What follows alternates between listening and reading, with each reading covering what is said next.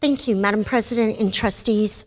We're doing something that is two parts, this Wednesday and next Wednesday on our budget planning. As you know, trustees, every day is budget day in the Ann Arbor Public Schools, and yet that January through April timeframe is a time when we're monitoring very closely what the state is up to. And we are setting the table for your serious budgeting work. Trustees, those of you who have served know, and I want everyone to be reminded, we'll head out on our budget tour coming up in March and April to update our community on where we are with our budget. And our purpose this evening is really to think about where we are at the state level with budgeting. So we know that the truth sometimes is hard to hear. And yet we felt like it was important this evening to set out some truth, some brutal realities that need to be told about our current funding for public education in Michigan. You probably have seen this Msu report.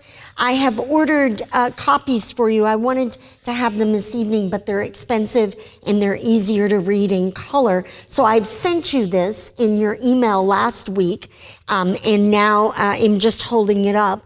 But this is David Arson at Michigan State University in his education policy report. And you probably have seen, and this is the story that ran in the Detroit News in January, this is the truth of it. Michigan ranks dead last among all states in revenue growth for K-12 schools since voters approved Proposal A in 1994. After adjusting for inflation, tax revenue generated for the state's K-12 system in 2015 was roughly 85% of the amount in 1995. There's something very wrong with that picture. No other state, says Arson, is close to a decline of this magnitude in their funding of public schools. Michigan's per pupil funding revenue places Michigan 48th out of 50 states, according to the report. While since 2010, as this board has spoken about on many evenings, lawmakers have regularly taken from the school aid fund to balance and plug other budget holes in the Michigan budget. At the same time, according to analysis of national testing data, Michigan students are performing among the bottom 10% of states in some key and critical achievement areas, such as third grade reading. So MSU researcher David Arson says it this way: Michigan has tried to improve schools on the cheap. There's the quote. I want you to see it. Focusing more on accountability and school choice. In order to make those policies effective, they have to be matched with adequate funding. We've been kidding ourselves to think that we can move forward while cutting funding for schools. Authors of this study, this Michigan State University study, estimate that Michigan would need $3.6 billion in additional revenue to meet the recommendations of the adequacy study. And that's the SRFC or SFRC that you all have been working with and hearing about for several months now. Including this $3.6 billion would need to include money, additional funding for students in poverty, non-native English speakers, and students with special needs. I had the great opportunity, trustees, in the last week to sit in a session by Bruce Baker, and I'm going to pass this book around because I think you'll enjoy seeing this is the national perspective on this same topic. How are we funding our public schools across this country, and where does Michigan fall out in that process? But he says it this way: simply providing choice is not a substitute for providing adequacy in public education, that should say. And so you'll hear, for example, from our Secretary of Education, every time I've heard her speak to quality of education, she will refer to the idea of choice, and that parents and students deserve choice. And none of us argue with that. We believe choice is important. We offer choice across our Ann Arbor public schools because we know how important it is.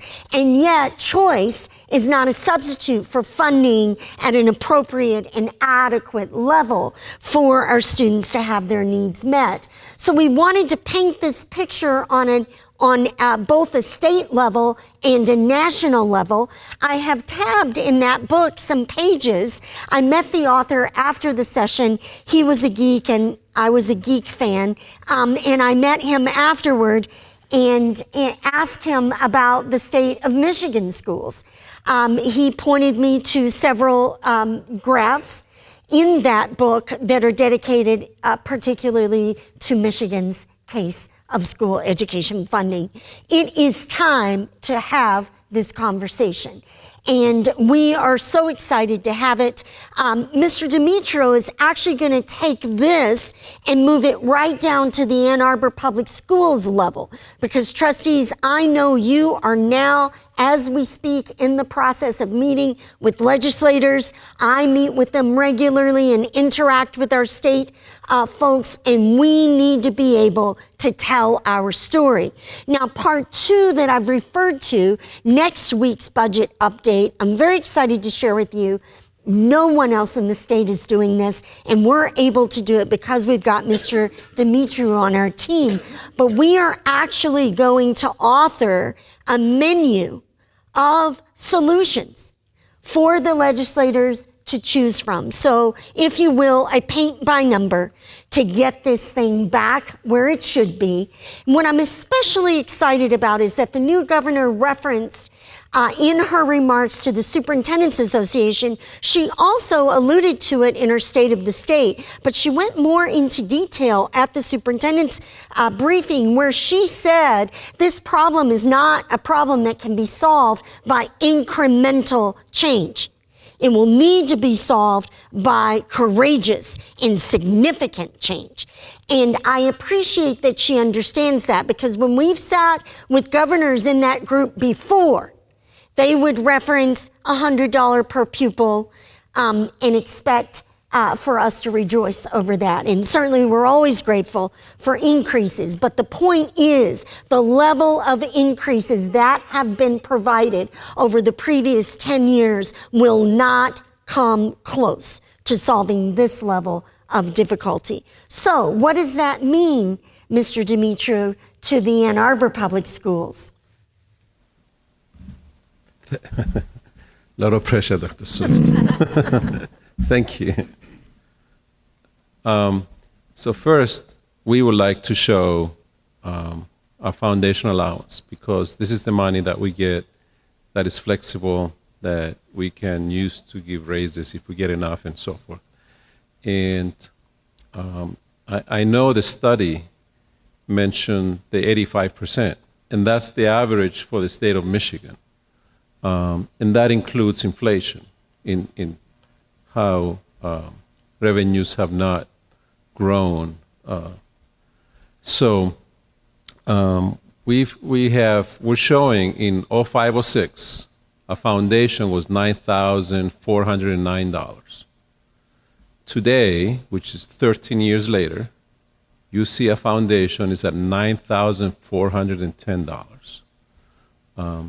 As you can imagine, $1 growth without inflation is on the verge of ridiculous. I don't know how else to say it. But that's not the worst of it. In 2008, 2009 was the highest year we've had. We used to receive $9,723, and then 10 years later, we're receiving $313 less per student today than we did 10 years ago. And those are just facts. There's no argument about it. So in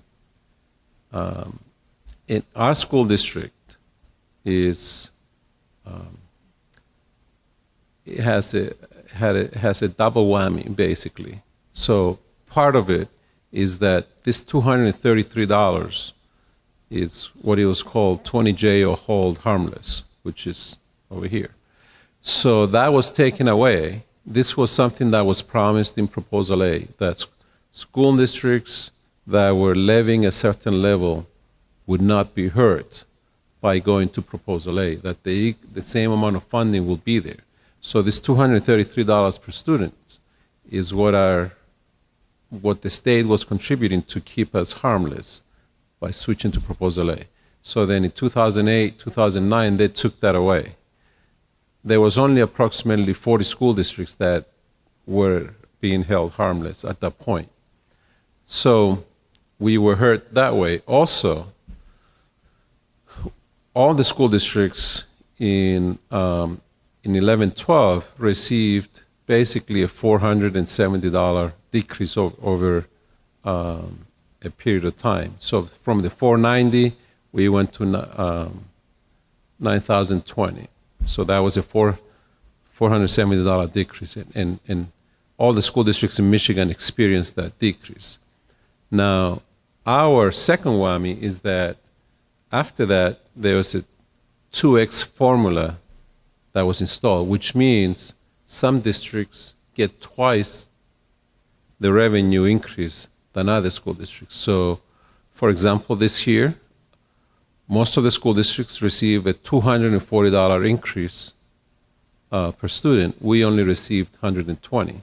So other school districts did not receive the $233 cut, plus that on the $470, they've already made it up because they're getting twice the increases that we have.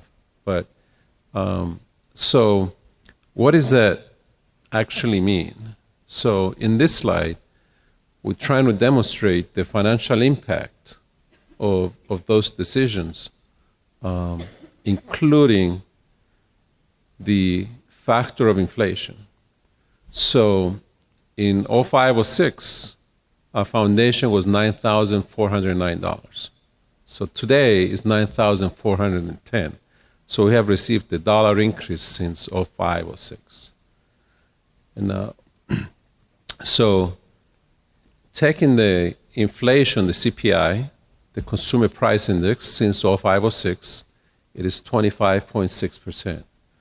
But obviously there's a compounding effect as well, which brings it to 28.75%. So in order for us to keep just with the rate of inflation at $9,409 with the rate of inflation, we should be at $12,114, or we should be receiving $2,704 more than what we are receiving today.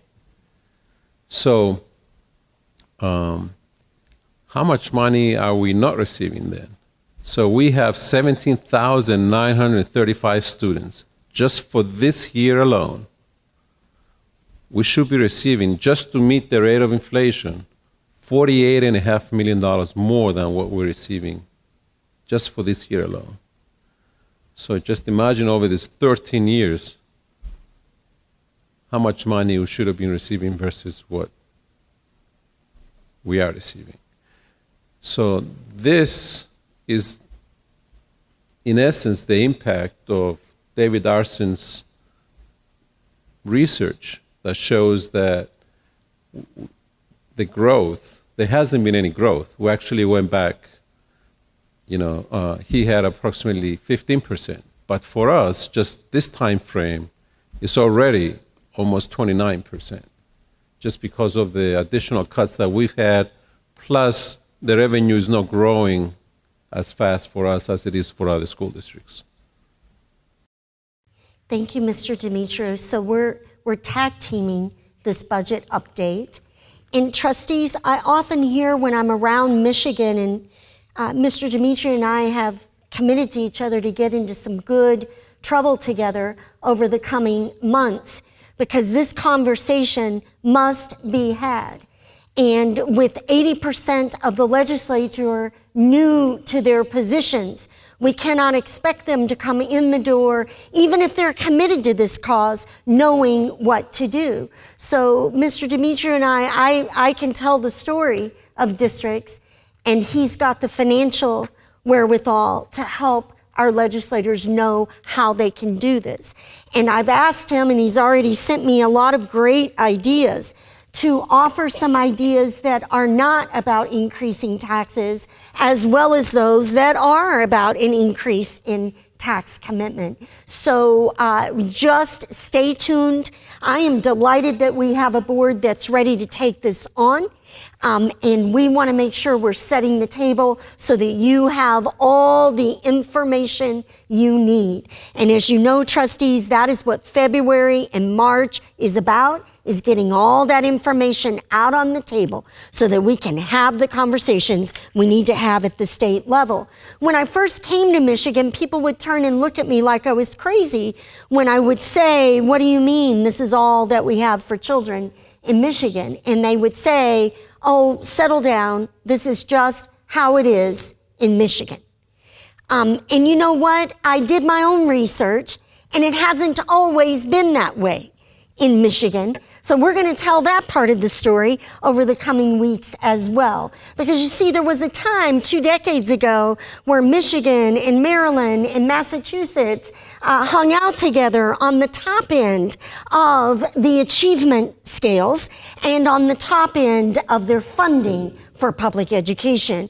And there are many states that have traveled this path, and certainly the 2008 downturn put everybody on their heels, and everybody had to figure out how to emerge from that.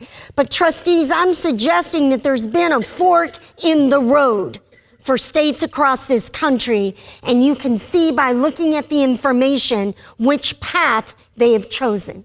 And unfortunately, Michigan has diminished the role of children in funding for public education. I want to point out to you an inspiring story, though, from Maryland, because I want to bring some hope to this conversation. Otherwise, we feel too discouraged. I've been inspired by the story of Maryland and Governor Larry Hogan. He is a Republican, and he and education leaders and a Democratic legislature have come together to achieve significant progress in Maryland's public schools. In a recent Washington Post column, Governor Larry Hogan says it this way: "I am the second Republican governor of Maryland in half a century, facing a strongly democratically controlled legislature, both sides of the House. We could have allowed the state to be paralyzed in partisan gridlock. Instead, we've spent the last 4 years working together across the aisle to tackle common problems by accepting our shared responsibility to solve them." Governor Hogan shares that they have proven in Maryland that a divided government does not have to be a divisive government. And he adds, the goal at every stage has been to promote common sense, bipartisan policy solutions that achieve balance rather than playing to ideological extremes. In Maryland, we are making unprecedented investments in schools, and we are fighting for increased accountability standards so every child has access to a world-class education. We recently, Trustee Baskett and Trustee Mitchell were with me, we recently heard from Maryland education leaders their story and their perspective on this, and they shared that they had conducted a study to figure out what would be needed to bring Maryland schools up to par, and the answer to their study was $3 billion.